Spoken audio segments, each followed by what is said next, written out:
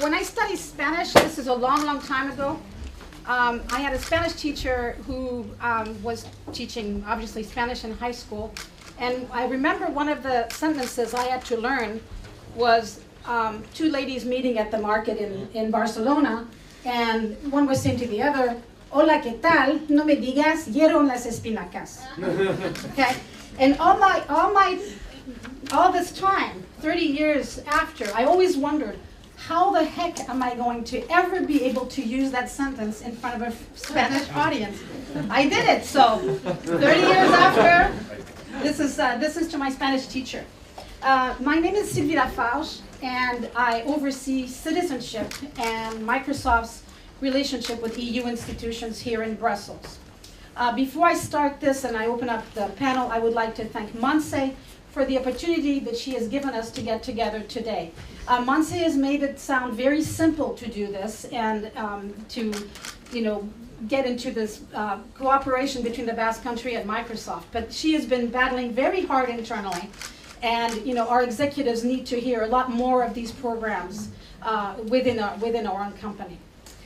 This panel comes at a very right time, as we just came out as Microsoft, and as many of you here, I'm sure in this room, came out of 2 days of an intensive session held by Mrs. Cruz yesterday and the day before, called the Grand Coalition for IT Jobs. And Jan here was the pledger for Microsoft. All the IT companies stood in line to come and pledge how they would take this to the next level and how they would tackle the IT, the skills gap within Europe. We heard during those 2 days a lot about what you mentioned, the brain drain, young not going back to their original countries.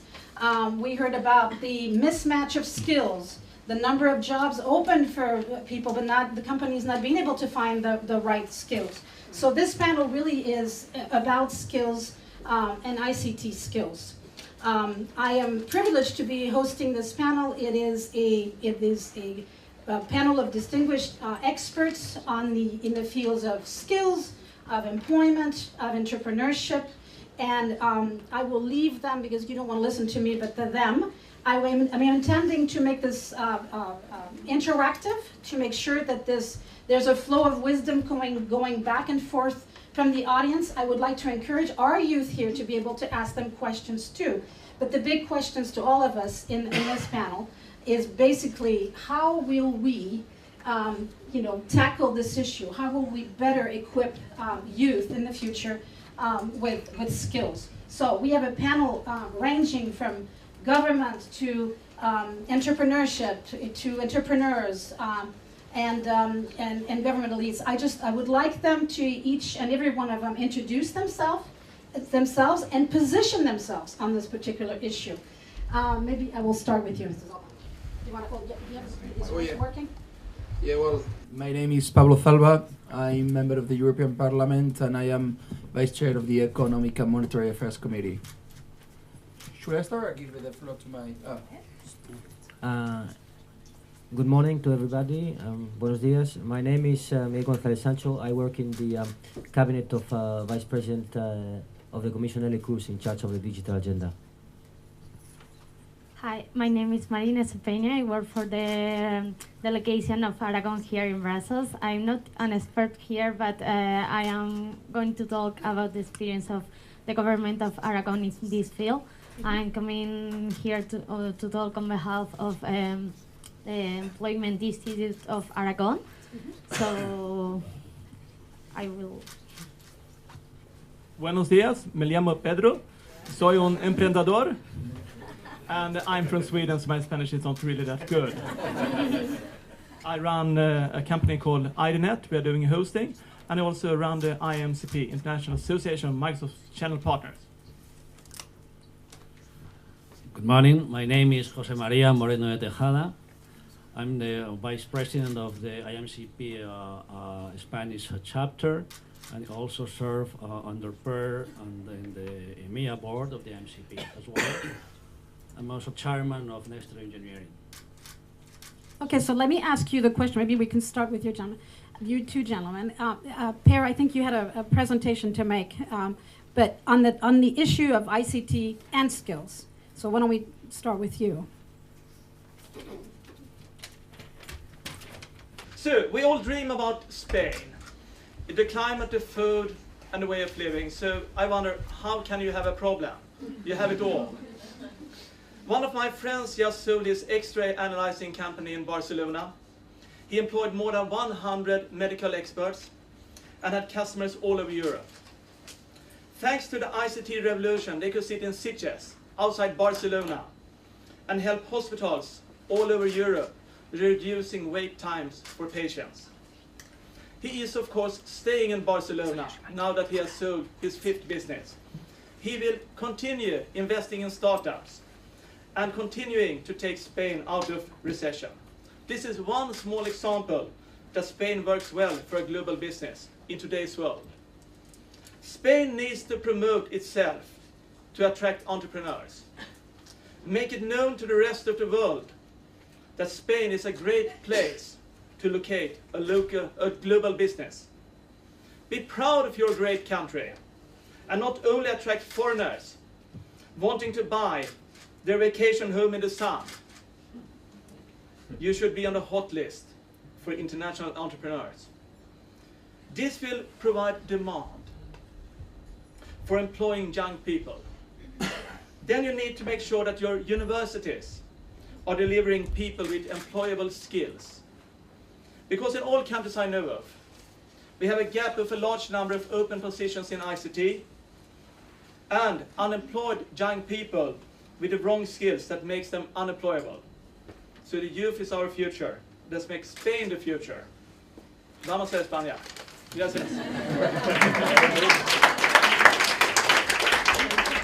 Now let me ask you a question, Per. We heard in those 2-day meetings yesterday of how of the big difference between the entrepreneurial mindset of our neighbors in the United States or another country or in Asia versus the European entrepreneurial mindset. Can you address that? And is it true that there is no entrepreneurial mindset in Europe So of course there is entrepreneurial mindset in Europe, but in the US you have a very large domestic market.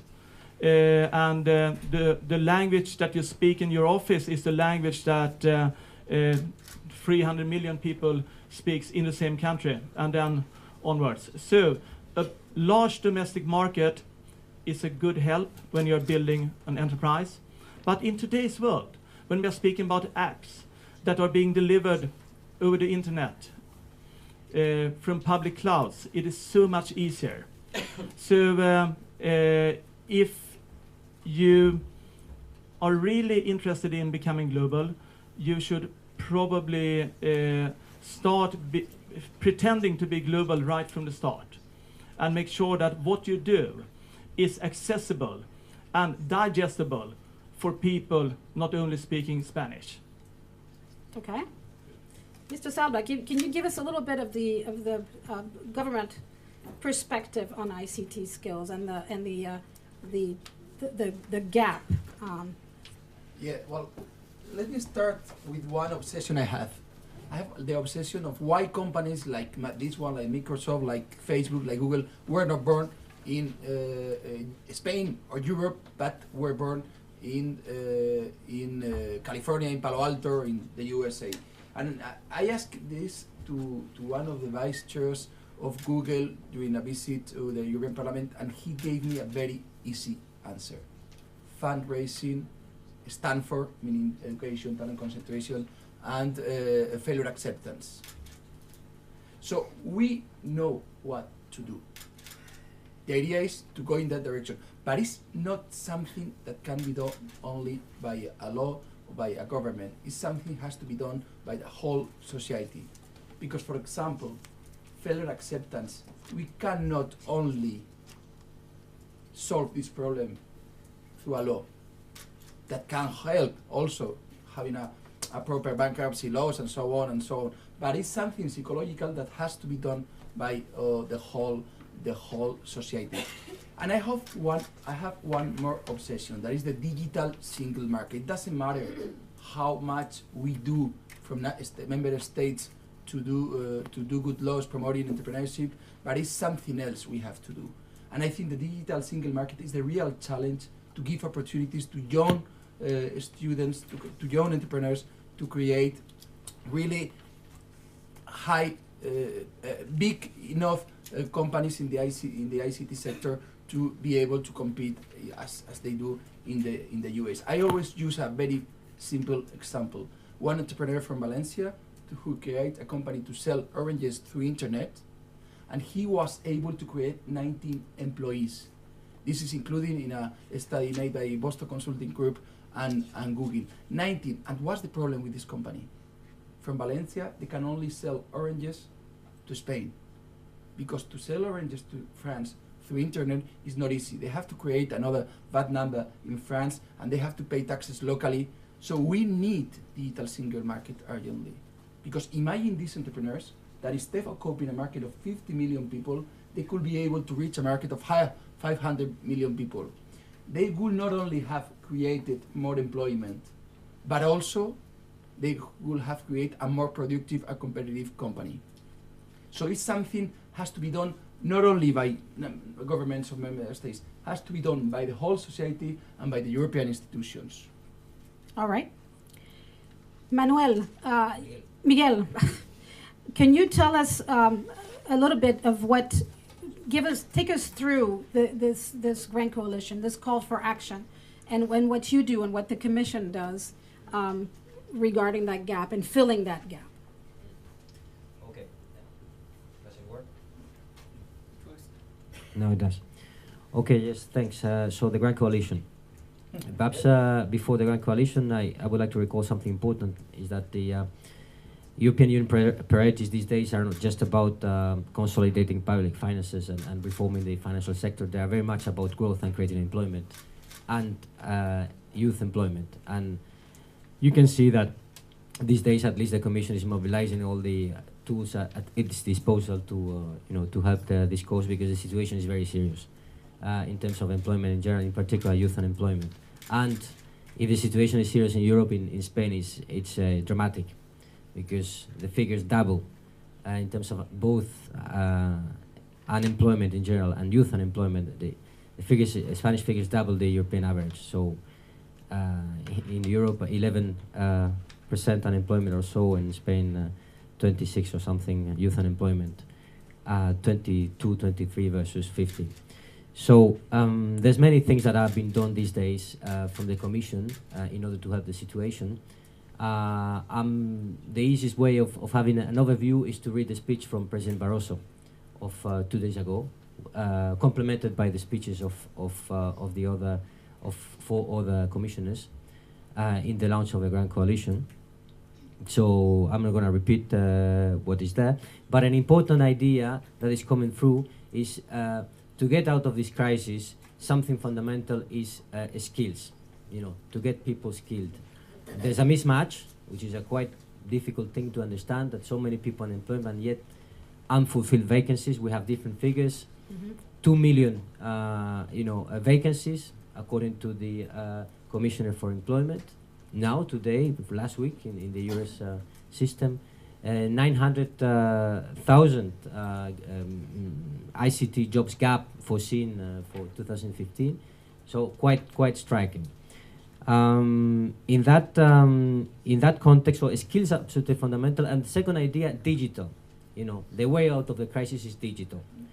Not just in terms of skills, but many other things, creating business opportunity. This is where the jobs are, this is where the business is. So with these 2 ideas, I think they are picked up from different sides of the Commission of European policies. You see this double thing of better skills and more digital, not just any longer from the digital side of the Commission, let's say, that Vice President Cruz is championing, but also in the area, from the area of education, employment, entrepreneurship, research, all those, they are picking up on these ideas. We need to be more digital, we need to be more skilled.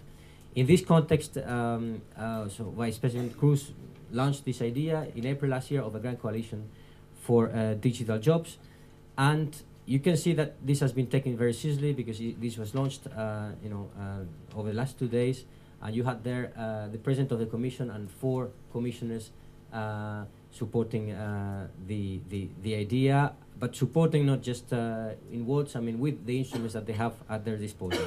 So we are short in time. I think many of you have been in the conference. You know there's 5 main strands are under Grand Coalition, and they're all important. It's awareness, it's education, better skills. This is what we're discussing now. It is this matching thing that I said before. I mean, there's a problem of mismatch between demand and supply. There's talent, there's lots of talent, but perhaps not adapted always to what the market is requiring. We need to make something about it. Mobility, that's the quick fix, of course. And it's happening. People are voting with their feet. And there's several thousand Spanish people, for instance, going, I understand, every month to Germany, to the Netherlands, to other countries, just because this is what the job is. It's not ideal, it's a brain danger, but I mean, in the meantime, in the short term, it's something that we need to consider. And then certifying the skills, because especially in this area of, ICT skills, there's a lot of talent out there from youngsters, but not necessarily always recognized by the employees. So we need to do something about it. So I think I'll stop there. I just had one question about this. We were among the companies who pledged. Yeah. And I'm curious to hear what, on the Commission side, whether you were happily surprised with the pledges, whether you felt the pledges were actually on point, answering the need. Those pledges are very welcome. Fundamentally, we counted on from our side of the Commission, we counted on you, the ICT companies, to support us with this, especially because you've been supporting this cause for quite a few years in terms of ICT and inclusion and skills. And so we are very happy with those pledges. They need to be taken forward. This commitment is very welcome. From my perspective, this is a very personal view. We need to have these pledges from big companies. Like Microsoft, Google, Cisco, HP. It's great to see you all there. I mean, as I said, we were counting on you. Now, how do we broaden this movement to the SME world, let's say? So you have, for instance, as Microsoft, and the proof is here, you have that possibility of reaching many SMEs, and other big companies have also that too. But as it was said this morning, I mean, in Spain, in Europe, it's 98% SMEs. And I was recently in the framework of the digital agenda. I don't have the time to explain all that the digital agenda is doing for this area, but we organized a session in Valencia last December precisely about skills and ICT in Spain, and to see what's actually the Spanish situation, and there's some specificities that need to be tackled and so on and so forth. But something that came across to me is that it's not all about high-flying web entrepreneurs. That's great to have. That's great to have. And there's lots of talent in Spain. But there's a low-hanging fruit, lots of potential in, I would say, low ICT, low digitization of SMEs. Many don't have a web page, don't do e-commerce. So there's a lot of gains to have just by, getting them on board with a very simple, let's say, digitization effort. And the idea came, why not matching all these people, young people who have the skills, and support these SMEs in just to join what was just mentioned, to join the digital single market. I mean, this is actually a good segue to you, Mr. Moreno, on your MCP Spain, on how it could be done with SMEs. Want to share that? Well, I'm very glad to be here today and share some ideas with all of you and the panelists. Probably it's nothing new, but worth to remind from time to time. I would like to start with a statement, and the statement is that in Spain we have a very large number of young, talented, and very well-educated people. By the way, I guess you all know that about the APP Cup, that the final is tomorrow. This is a contest to elect the best application on Windows 8. Well, we have 10 finalists tomorrow. 3 of them are from Spain. three of them. So back to the last number of talented and well-educated people. That's great. But given said that, what we find is that even though they are unprepared for work, they are unprepared for work because they still lack of the skills that we need in the day-to-day operations. What I mean by that, so let's learn that. I'm talking about knowledge on SQL Server, .NET, HTML5, business analytics, that kind of things. So, and what happened with this? This can be addressed. It can. But it has two consequences. The first one is that it's needed more money to continue education. The second one is the time to employment that grows and grows and grows. So, and this is solved many times with higher educations, of course in company educations, but also with public initiatives. We have been talking about this morning about this initiative for the Basque Country. It goes into my memory, one in Madrid, that this is around professional studies that will combine in the morning and go to the classrooms, and in the afternoon going to company internships. And this is also a very good thing, because at the end of the studies, the people knows what to do, okay? And they're already there. What it is unsolved is the time to employment. And this is a big problem. So the suggestion here is to incorporate this into the curriculum together with in-company internships. So probably maybe in the last year of the graduation, to get into more landed day-to-day working skills. And that might be good for everyone.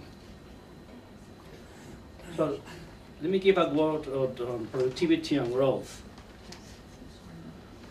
I don't know if you know it, but Spain has changed a lot in the last 12 months. In spite that unemployment has been growing, the reality that we are, seeing in the day-to-day operations is that in the last 3 months there is some breath, finally, some breath. But as everybody knows, right, to take advantage of this and the new cycle of growth that will come, many say by the end of the year, ICT is a key. It's very difficult to improve productivity without technology, and we all know that.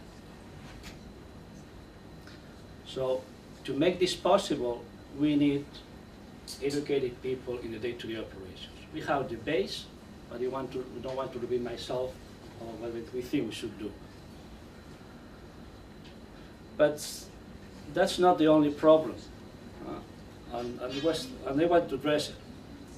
We find out that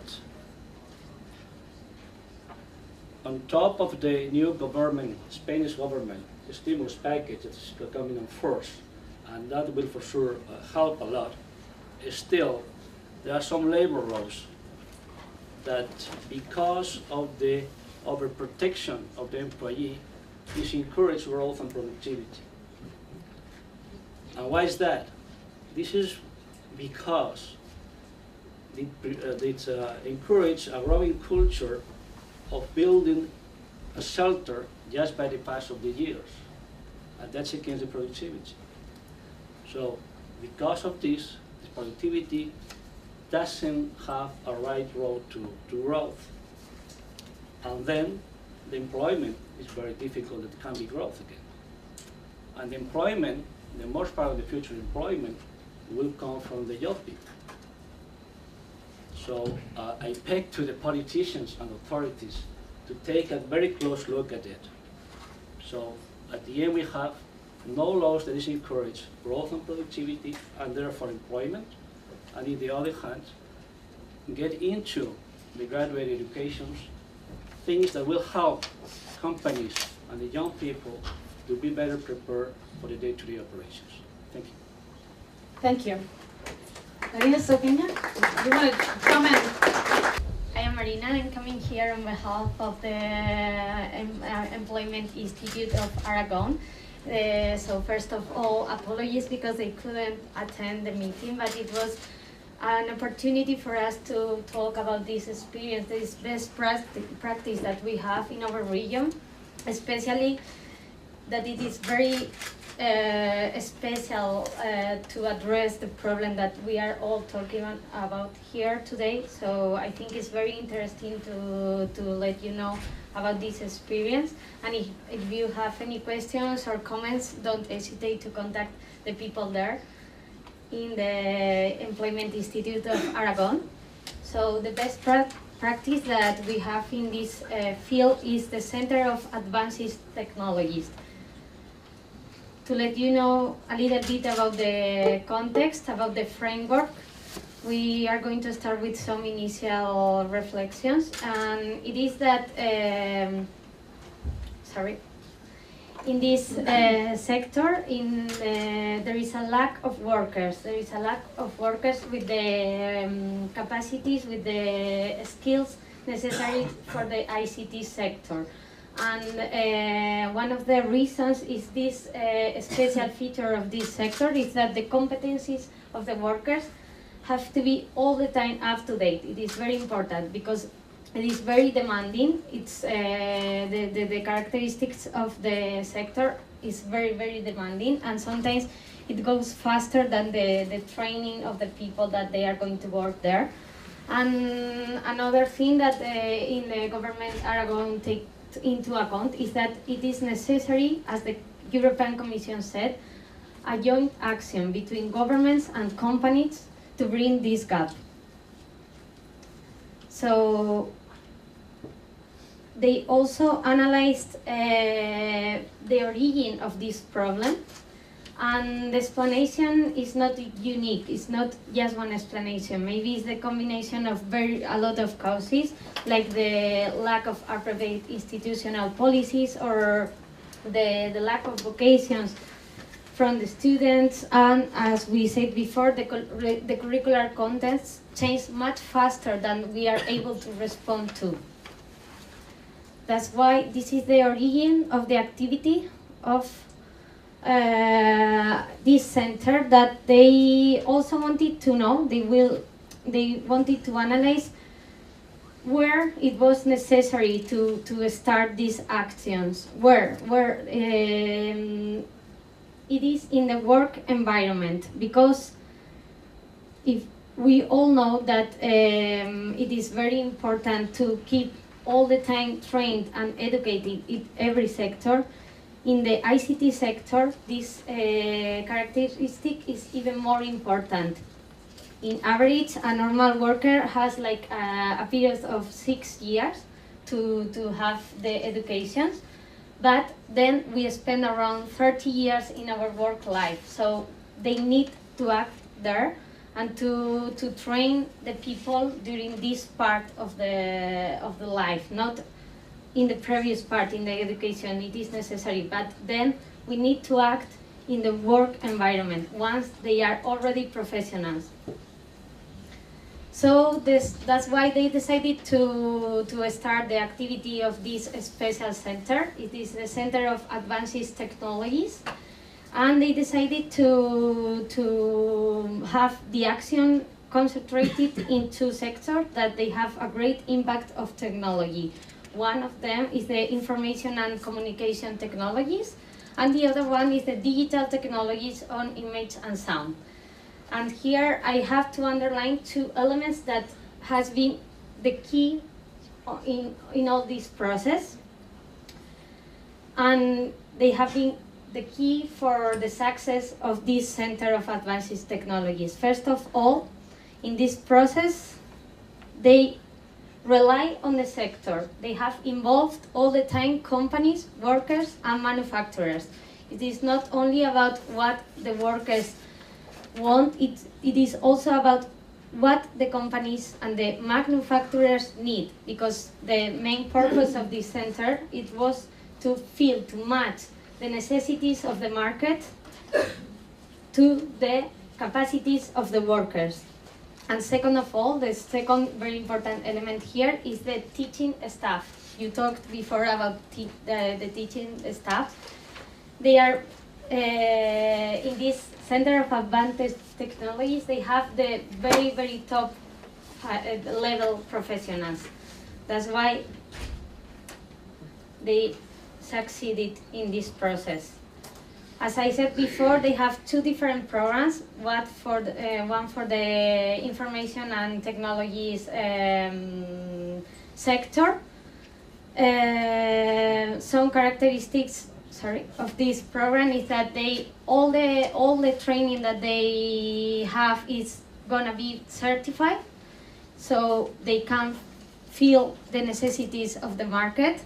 They have a specific technical training on system, databases, and also a part of management training, because it's not also about the technical part, but they also need these management skills.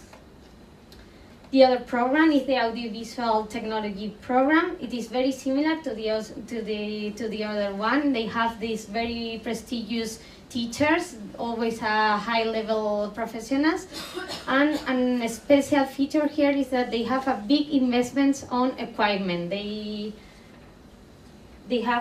want to act as much as close as possible to the reality. That's why they have these very big investments on equipment. So after 10 years of activity of this center, you are going to see now some data, but I would like to underline 3 data. Okay, the registrations have steadily increased. So it means that it's so popular now that it's a referent at national level. And the other data that I would like to underline, you will see here, and they will give you the presentation, but the data related to the results, because as they wanted to get to they had this very important target, this very specific target. They are very they also do a very serious work in trying to analyze and to monitor the results that this Center of Advanced Technology is having. So they are studying the results in 2 different groups. It depends on if the students are already professionals or if they are unemployed, because there are these 2 different groups. They also have these different groups of students. They have these very already trained professionals, but they want to up-to-date these capacities. But they also have this group of unemployed people, especially in the last years because of the crisis effect, and recent graduated young people. So in terms of the people who was unemployed, they have in the last year that you can already have the effects of the crisis. Among these people, around 60% of these people, they got a job during the 6 months of finishes these studies. So it's a very, very good data. Especially you can see that in the previous years, without the effects of the crisis, these rates are around the 80%, especially in the ICT sector. And then you have the data about the people that they were already professionals, and around 80% of these people in the last year, they improved their employability. So you can see here a summary of the activity of this center. And, well, if you have any questions, you can always contact the people in the Employment Institute of Aragon. Thank you very much. Thank you. Obvious best practice. Okay, this concludes the presentation piece. I would like to open it to the floor. We have a couple minutes for questions. Please, yes. And please introduce yourself, maybe, in a few lines, and tell us who you're directing the question to. Okay, my name is Marta Marin. I am the head of the Basque delegation in Brussels. Well, I would like to also to raise the point of non-qualified young people or less qualified. And I would like also to say that, well, to complete the vision of the Basque country, we are also supporting a program, a concrete program for these targeted young people that are at risk of social exclusion through, of course, a combination of protected jobs with, well, taking advantage that we are very industrialized regions with some companies, small and medium companies, promoting also the skilling up of these people, both at professional level, social and personal level, and speeding up through IT, because this is, I can join your exposition very much. So, and another message is that we have presented this concrete project to the call for proposals of Youth Guarantee, and we think that strategic use of European funds and European money, not replacing regional, national budget, but as aggregated of this is key, and I can assure you that the Basque government is committed with this vision of aggregating funds, because it's a pity that the European Social Fund has been a little bit waste. We heard that they are not well used in a lot of European countries, and now is the right moment to do something strategic with these European funds and money that we can consider that is not enough, but is minimum. Thank you. Okay. I just have 3 takeaways real quick. Obviously, the need for public and private partnership, very important. We heard it for the last 2 days. But also the importance of this Spanish brand, of this Spain brand. We heard about resilience. We heard about enthusiasm. We heard about the positive aspects of that. So we cannot do away with that. Again, Montse, thank you for organizing this event. This is something that our executives should hear a lot more of, and they should be exposed to that, and we'll make sure that that's on our shoulders to do. I would like to thank you. I hope I would like to thank my panel first, because of their great contribution, but also our audience for the interaction. So thank you very much, and I wish you best continuation. Now we Yes, go opening to entrepreneurship.